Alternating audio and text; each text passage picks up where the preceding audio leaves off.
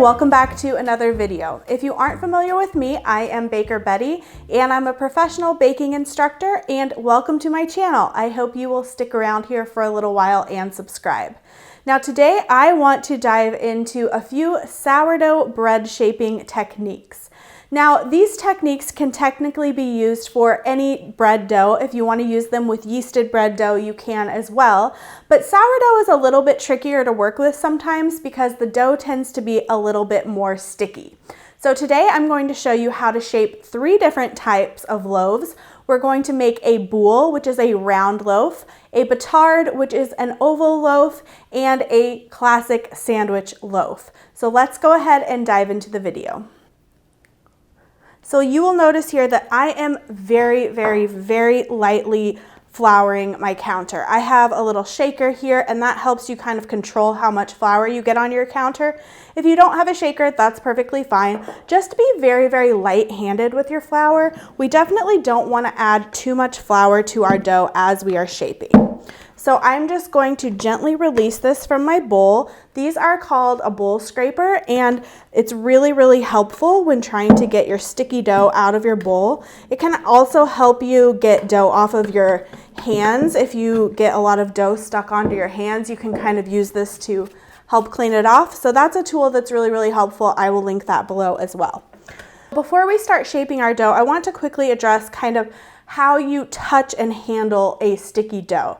Sourdough dough does tend to be more sticky than other types of dough. So if you're really struggling to work with your dough, it's really sticky for you, the first thing I would suggest is to pull back on the hydration a little bit, which just means to not put quite as much water or whatever liquid you are using in your dough, and work with that dough with a little less liquid until you get more comfortable, and then you can increase the hydration. The other thing that's important about working with a sticky dough is just the way in which you handle it.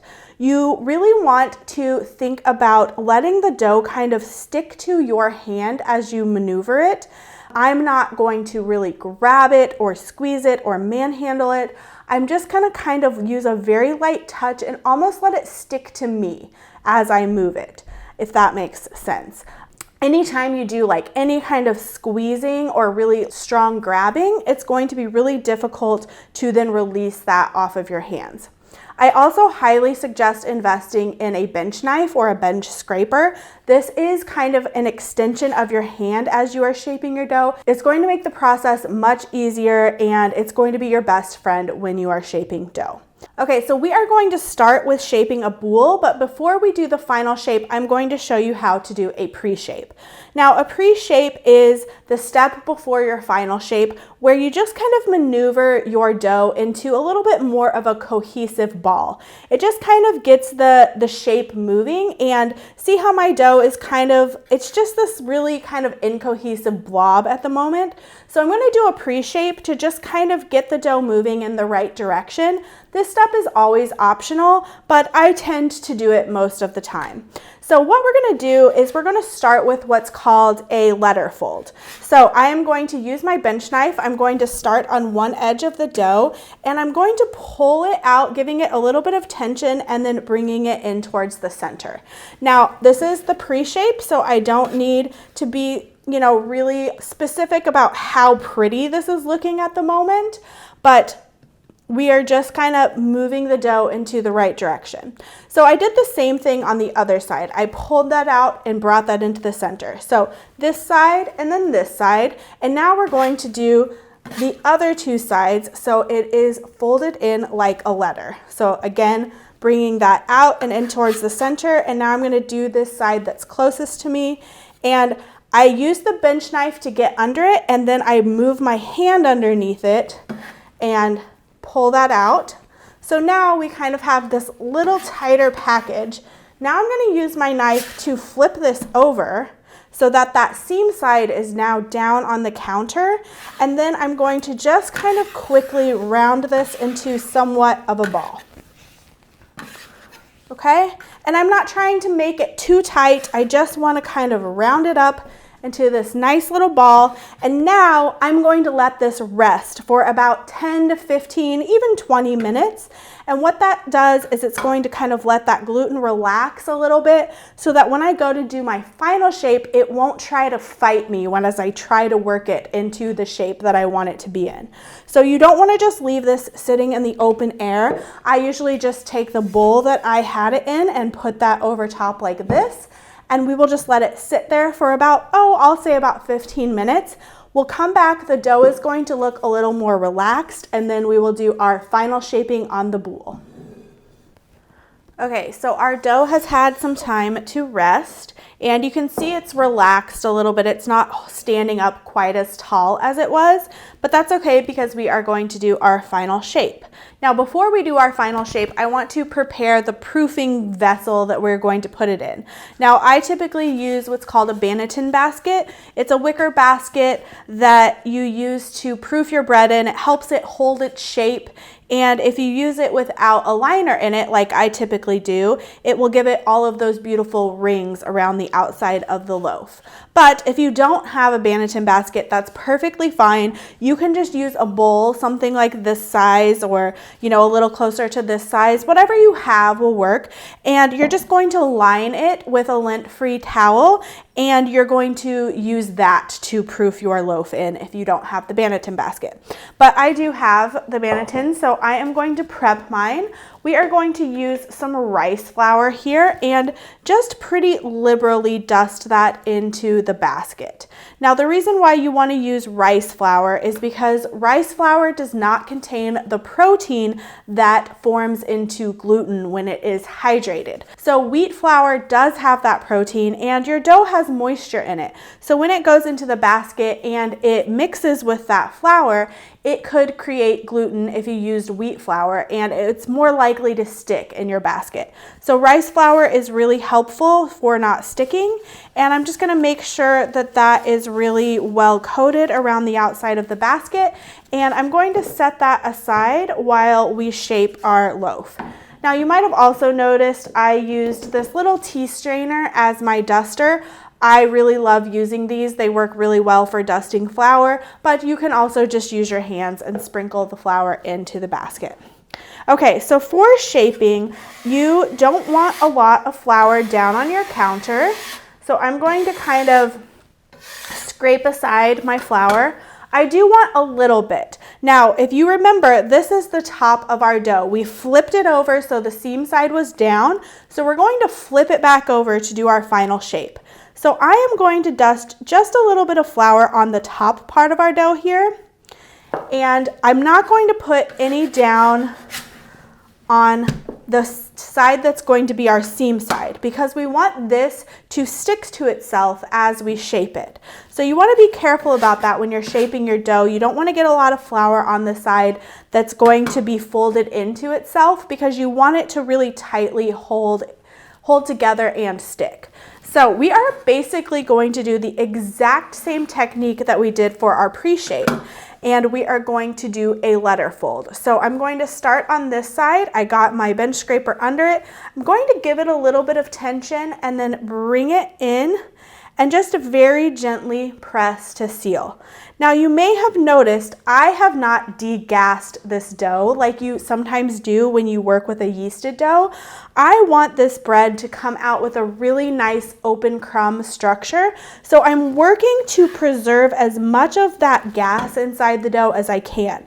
So I am giving it some tension as I'm performing this letter fold, but I'm being very gentle as I press to seal. The dough is sticky, so it should pretty easily stick to itself. So I've done the two of the letter fold. Now I'm going to go out to the side and bring that in. And if you notice any big surface bubbles, you can kind of pinch those out. Those are just from shaping. They're not the fermentation bubbles, so you can definitely pinch those out. And now I'm going to give it a little more tension and bring that in. Now I can tell that the dough already has more tension the second time because we already shaped it once. Okay, again, I'm using my bench knife, and you always want to kind of use swift movements. I'm going to move underneath it and flip it over just like that. Okay, so now again, you don't want a lot of flour on your counter. We really want to build some tension. We want that seam to get sealed. So I just kind of moved all my flour away, and we're just gonna do this same motion again, where I'm bringing my bench knife underneath my loaf and then bringing it back towards me. And what I'm doing is I am sealing that seam underneath the loaf, and I am tightening it up into more of a taut ball. The tension that you build during shaping is what is going to hold all of the gases in your loaf and allow it to rise up instead of spreading out. So it's a really important part of the bread making process. Okay, once you are happy with the shape of your loaf, I probably rounded mine about 4 times. You don't need to do it a bunch of times.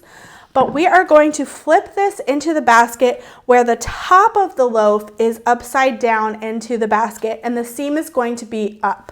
So again, I'm going to use my knife, really swiftly get underneath it. That can kind of help seal it again one final time, and I'm going to flip it into my basket. And you can see here that there are a little few pieces of the seam that aren't quite sealed. So I'm just going to pinch, use my fingers, make sure that is completely sealed shut. And then the last thing I'm going to do before I cover it to let it finish proofing is I'm going to take a little more of this rice flour and I'm going to dust that around the edges so that I really make sure that's not going to stick when we flip this out of the basket. You can see it's really nice and bouncy in the basket. That means we got really good tension on it. And then I'm just going to use the same shower cap that I used when I was fermenting my dough and cover this up to let it finish proofing. And now we can move on to shaping our next loaf of bread. Okay, so now we are going to shape our Batard, which is our oval loaf. And for this loaf, if I were to do a pre-shape, which I'm going to do one more time so you can see it again, I would do the exact same thing that I did with my boule, even though this final shape is going to be a little bit different. The point of the pre-shape is to just kind of get the dough into a bit of a more cohesive mass. So even if the final shape is not going to be that round boule shape, it just kind of helps you start with a nice shape to get it into the final shape that you like. So again, I have a little bit of flour on my counter, not too much, and I'm going to do that letter fold. So I'm going to get my bench knife under one side. I'm giving it a little bit of tension. I'm bringing it over and I'm gently patting to seal. Again, we want to preserve all of those bubbles that are in the dough because we want that really nice open crumb structure. Now, when we go to shape our sandwich loaf, we are actually going to degas those out because with the sandwich loaf, I want a little bit more of an even crumb. So again, here is my letter fold. Just really roughly, it doesn't need to be perfect. And the dough is really sticky, but you can see that I'm using this very light touch. When I bring that over, I'm just letting it stick to my fingers as I fold it over. And you can see there is a little bit of residual dough on my hands, but it's not much because I'm not squeezing it. I'm not really roughhousing it around. Okay, so now I'm going to take my bench knife, get under it quickly and turn it over. And just give it a quick little round into a ball. Doesn't need to be perfect, just like that. And we will let this rest for another 10-15 minutes and I'll come back and show you how to shape the Batard. Okay, so now we can move on to final shaping our Batard after it has rested. This is the proofing basket or Banneton basket used for a Batard. It is oval in shape, and you can also use this without the liner in it if you want to just have those rings on it. But for this one, I am going to use the liner. This just gives it a really smooth finish if you don't want all of the lines. So it doesn't matter, it doesn't affect the loaf either way, it's just an appearance thing. But if you do use the liner, you want to still really liberally dust it with rice flour. And now we are going to, again, just give ourselves a tiny bit of flour on top because this is the side that doesn't need to stick to itself. And then we're going to flip this over and kind of move the rest of this excess flour out of our way. And now to shape our batard, we are going to start similarly as we do with our letter fold.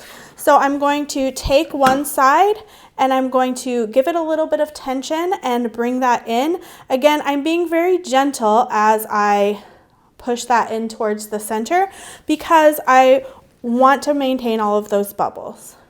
Okay, and now I'm going to take the second side and pull that out and in. So now we sort of have this little bit of a log shape.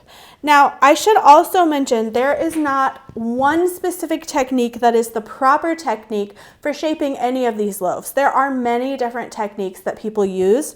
The ones I'm showing you are just the ones that work best for me. So if you try these out and you don't love them, you can watch other people's videos and see how other people shape them. So I now have this sort of log shape. I went out and in and then out and in. So now what we're going to do is what is called stitching. So I'm going to go down this seam that I have created here and I'm going to take pieces of the dough and fold them in and over each other like this. So I'm creating this really tight log and I'm making sure that those are sticking as I do that. And now I'm going to pinch both edges, so I have more of this rectangular shaped log.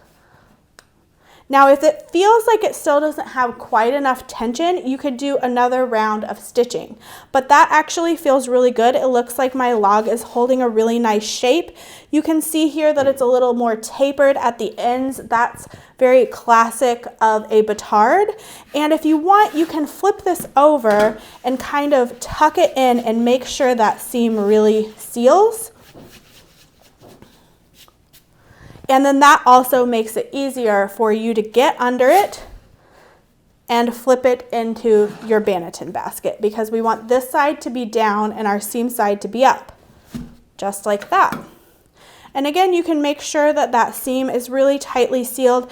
You might have noticed that I had some bubbles on the surface. You can go ahead and pop those and make sure that is really nestled in there nicely. And again, you can see there's a lot of nice bounciness, which means we created good tension on our loaf. And I'm gonna give it a little more rice flour around the edges. I'm kind of tipping the basket to the side so that I can get down in the edges and make sure that that is not going to stick to our basket. We will cover this one up and let it proof. And now we can shape our sandwich loaf. So for our sandwich loaf, of course, we're going to use a loaf tin, and I am just going to lightly spray that with nonstick spray so that our loaf will really easily just slide right out of our tin. And for our actual dough, we don't need to be quite as careful with this dough that we don't deflate it, because we actually want to deflate it a little bit. We want to have a more even crumb. We don't want the dough to have those kind of big irregular bubbles like we typically want with more of a rustic loaf. So I am getting this dough out of the bowl here. And again, I have my surface kind of lightly floured. And I am going to put just a tiny bit of flour on top here, not so much that it's not still a little bit sticky, but just a little bit so that I can more easily handle it. And now what I'm going to do is I'm going to stretch this out into a rectangle, and as I'm doing this, I'm kind of slapping it on the counter, which is making sure all those air bubbles kind of come out of it. And I'm even going to go ahead and use my hands to kind of press those air bubbles out, and I can still feel this dough is sticky. I did not flour it so much that it's not still sticky. So I'm using very kind of quick movements as I'm pressing that air out, because if I kind of linger on the dough too long, then it's really going to stick to my fingers and hands. Okay, so it doesn't need to be in a perfect rectangle. You just kind of want to get it stretched out into somewhat of a rectangular shape and get all that air out of it. And now what we're going to do is basically the same thing as our letter fold, but we want to start with the short ends first. So I'm going to start on this top short end, and I'm going to give it a little bit of stretch to build some tension, and I'm going to fold it down over, and I'm using my fingers to seal. Again, I don't need to be as careful here. You remember with our other 2 loaves, when we sealed them, we were very, very gentle, but it's okay. I want to press out that air. And now I'm going to start on the other short end, give that a little bit of tension, and fold that in and press to seal. Okay, and then we're going to finish our letter fold. So I'm going to go on this side and bring that in and press to seal, and the second side. So we are actually not doing a pre-shape on this loaf. This is the actual shaping that I'm doing here. And the reason that is because this is going to be baked in the loaf tin. And with our other 2 loaves, those are going to be turned out of their proofing baskets when they bake. So they really need to hold their shape really strongly on their own, but this is going right into the loaf tin, and it is going to help it hold its shape as it bakes. So we don't need to do the pre-shaping on this. You can if you really want to, but it's not absolutely necessary. Okay, so just like we did with our Batard, I'm going to seal the ends and make sure those don't have a seam on them. And we're going to do the stitching again. So I'm going to get a little bit of flour on my fingers, and I'm going to go down this seam that we created and stitch the dough across itself to just create a little more tension. This is really not that different than our Batard. And then I like to just press it in so I don't have tapered ends like we did with the Batard. And then this time we want the seam to be down in the pan because it's going to be baked in the pan. We want the really nice side to be facing up. So I'm going to get underneath it, and I'm going to flip it over and make sure the seam side is down. And then the last step you want to do is to take your hand and press down on the loaf and make sure that there are no bubbles stuck inside. Just pat it down all the way into the pan, and that's also going to evenly distribute it in the pan. And then we will just cover it and let it proof. Now, I really hope you found today's video helpful. If you did, please give it a thumbs up. That really helps my channel out, and I so appreciate it. And if you have any questions, feel free to leave those down in the comment section. I will always try to answer them, and I will see you next time with another baking tutorial.